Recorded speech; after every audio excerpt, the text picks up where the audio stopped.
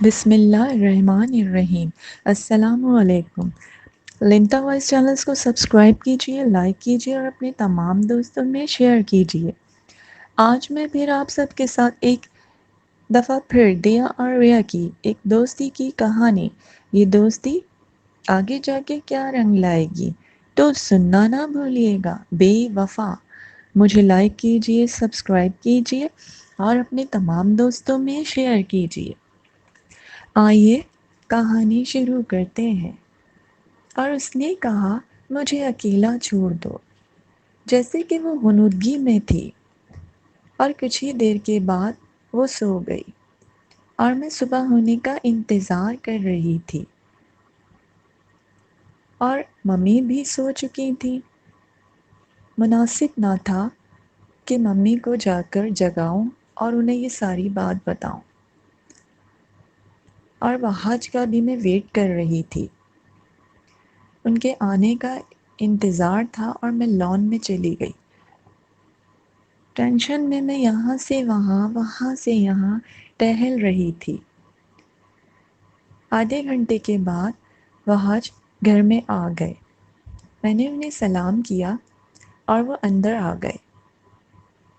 کیا بات ہے دیا آج لان میں؟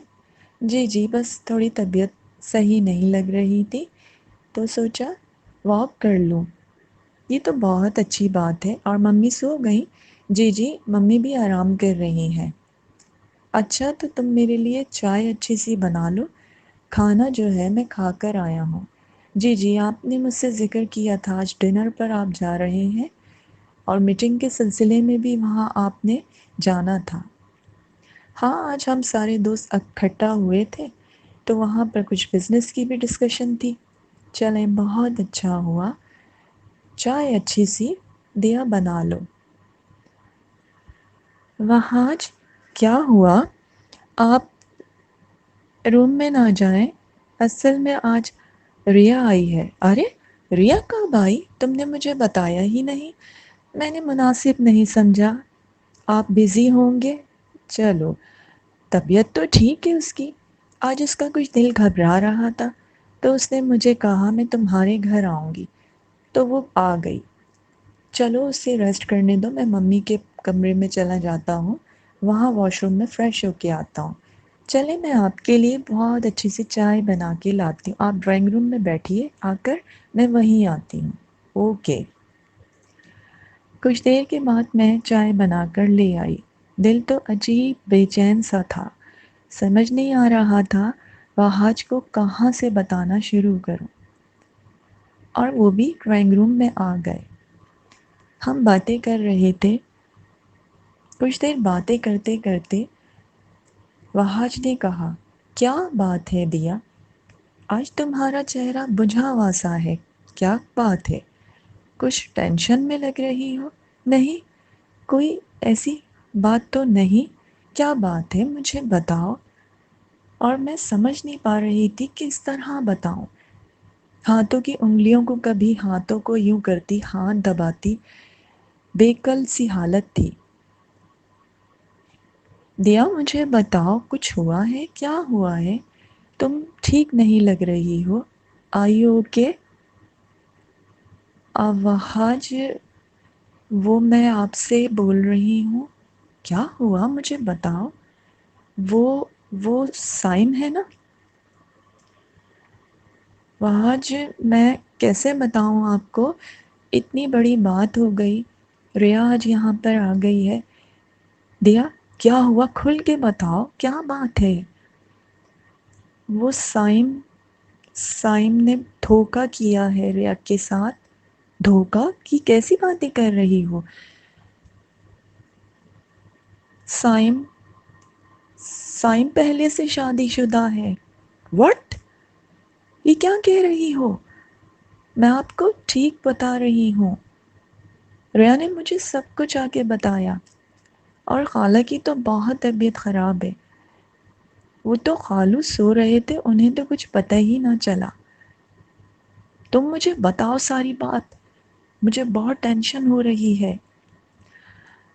ریا نے مجھے آ کے بتایا کہ آج اچانک سائم کی بیوی اور اس کا بچہ آئے۔ کیا سائم کا بچہ؟ جی اس کا ایک بیٹا بھی ہے، 5 سال کا اس کا ایک بیٹا ہے، اور سونیا اس کی وائف۔ سونیا یہ کہاں سے آئی ہے؟ یہ وہیں رہتی ہے جہاں سائم رہتے ہیں، اس کے ڈیڈ کا ہی سارا بزنس اس کے احسانات ہیں۔ اور یہ پھر میں نے ساری بات ریا نے جو مجھے بتائی تھی سب کچھ بتانا شروع کیا۔ سب کچھ سننے کے بعد وحج نے اپنا سر پکڑ لیا۔ او مائی گاڈ، جی میں آپ سے یہی تو بول رہی ہوں، سائم چیٹ ہے، اس نے آپ کے ساتھ، ریا کے ساتھ، ہم سب کے ساتھ چیٹ کیا ہے۔ یہ بہت غلط کیا ہے سائم نے، ریا کی زندگی برباد ہو گئی۔ اسے ذرا خیال نہیں ہے وہ کس حالت میں ہے؟ نہیں، اسے کوئی خیال نہیں ہے، اس نے تو خالہ کا بھی خیال اور خالو کا نہیں کیا، اور اب تو اس نے فیصلہ سنا دیا کہ بس اب میں سونیا کے ساتھ واپس جاؤں گا، اور وہ ہو سکتا ہے 2-3 دن میں ٹکٹ کا کروائے گا اور وہ چلا جائے گا۔ اور ریا، اس کا کیا ہوگا؟ اس کی آنے والی اولاد کا کیا ہوگا؟ سارا قصور میرا ہے۔ اور وہاں چلا رہے تھے، بہت گلٹی فیل محسوس کر رہے تھے۔ آج آپ کا کوئی قصور نہیں، یہ تو ہونے والی بات تھی، خالہ کی خواہش تھی، وہ پہلے سے شادی شدہ تھا، اسے چاہیے تھا کہ وہ آپ کو سچ بتا دے، اسے مجھے سچ بتانا تھا، خالہ کی خواہش بھی تھی تو وہ سچ بتاتا۔ مجھے ابھی جانا ہوگا، اور اگر گھر والوں کو پتہ چلے گا وہاج تو ہوگا کیا؟ مجھے کچھ سمجھ نہیں آ رہا وہاج، مجھے ریا جانے دو، میں سائم سے ابھی بات کرتا ہوں۔ وہاج اب میں بھی چل رہی ہوں، تم یہی ٹھہرو، میں آتا ہوں خالہ کے گھر سے، بات کرتا ہوں، میں اس کا حق دلواؤں گا۔ اور وہاج چلے گئے تیز تیز قدموں سے۔ کون ہے؟ میں وہاج علی، دروازہ کھولیں۔ صاحب گھر پہ ہیں؟ جی جی صاحب گھر پر ہیں، آئیے آپ اندر آئیے، وہاج بھائی اندر آئیے۔ اور وہ زاہدہ تھی۔ کہاں ہے؟ جی وہ اندر ہی ہے روم میں، آپ چلے جائیں۔ السلام علیکم وہاج بھائی، کیسے آنا ہوا؟ یہ تم مجھ سے پوچھ رہے ہو کہ میں کیسے آیا ہوں؟ اتنا کچھ ہو گیا اور تم مجھ سے یہ سوال کر رہے ہو؟ یہ کیا کیا ہے سائم تم نے؟ ایک معصوم لڑکی کی زندگی برباد کر دی۔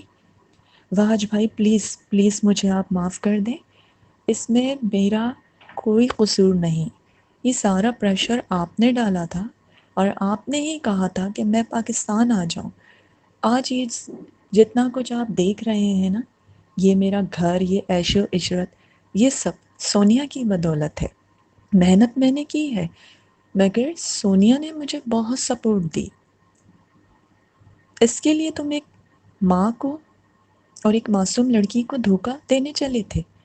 تم سچ بتا سکتے تھے مجھ سے، آپ نے ہی کہا تھا نا کہ ممی ہارٹ پیشنٹ ہے، ان کی حالت ٹھیک نہیں ہے۔ میں تو یہ چاہ رہا تھا کہ بعد میں یہ بات آ کے بتاؤں، مگر آنن فانن رشتہ ہو گیا، شادی کروا دی۔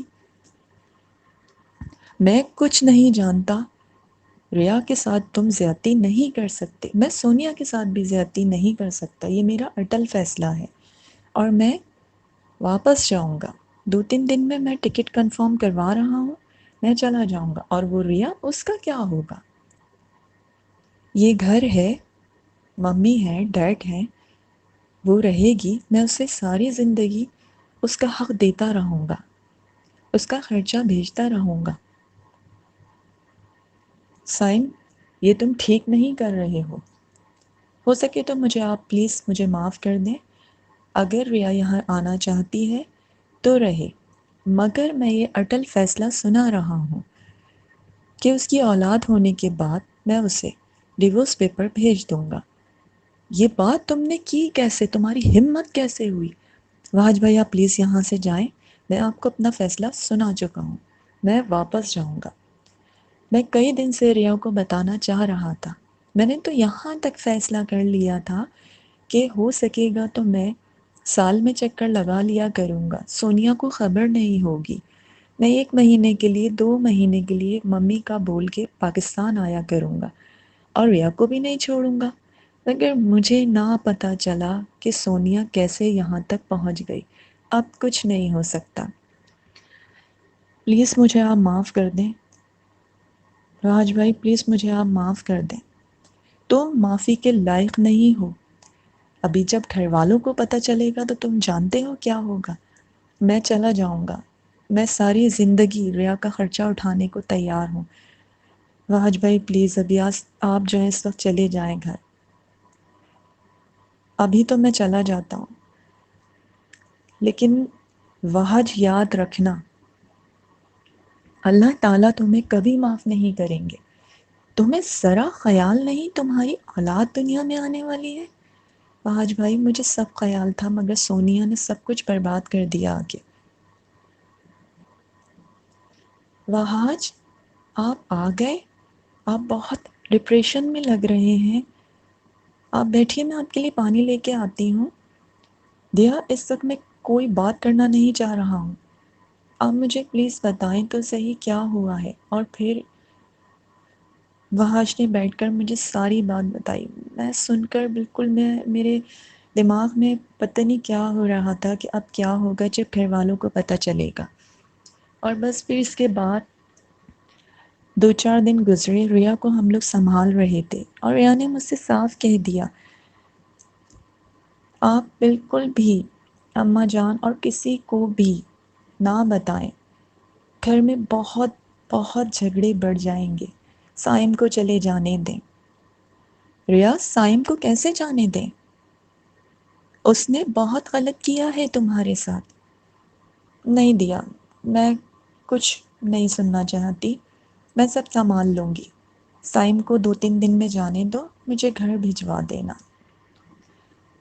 وہ روتی جا رہی تھی اور اس نے جیسے اٹل فیصلہ کر لیا تھا اور زندگی سے سمجھوتا کر بیٹھی تھی۔ 4 دن میں جب سائم چلا گیا تو ہم لوگوں نے، اور پھر ممی کو جب پتہ چلا تو ممی اتنی اداس، خالہ کو بھی سنبھال رہی تھی، ممی نے بھی بہت زیادہ شوق لیا تھا، انہیں بھی یقین نہیں تھا کہ سائم اس طرح کرے گا۔ پھر ریا کو ممی میں کچھ دن کے بعد گھر لے کے گئے اور سامیہ خالہ اور خالو کو جب یہ بات پتہ چلی، نانی اماں سب نے ہمیں کہا کہ آپ نے کیوں نہیں بتایا، اتنا بڑا فیصلہ۔ نانی اماں جان آپ سب دیا کو قصوروار نہ ٹھہرائیں، یہ سب میں نے منع کیا تھا، میں اس شخص کی شکل دیکھنا نہیں چاہتی تھی اور نہ ہی میں آپ لوگوں کو اس کے سامنے بھیجتی، وہ اس قابل ہی نہیں تھا۔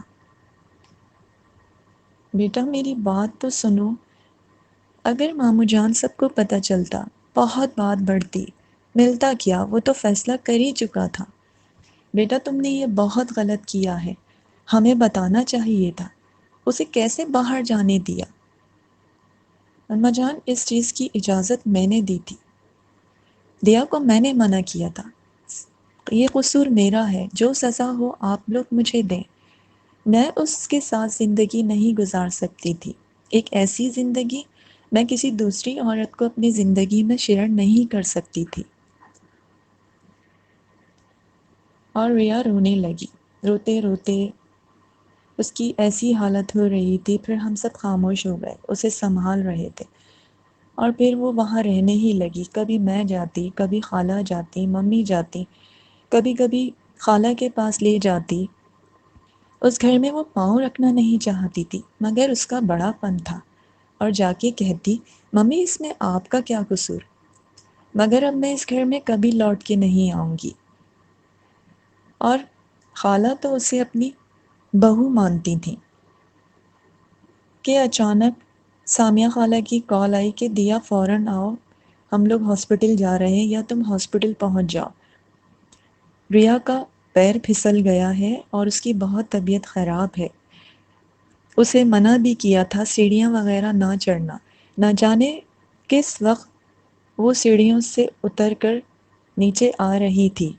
اس کا بہت دل گھبراتا، وہ دھیرے دھیرے چھت کی طرف جاتی تو میں اسے پکڑ کے لے آتی تھی۔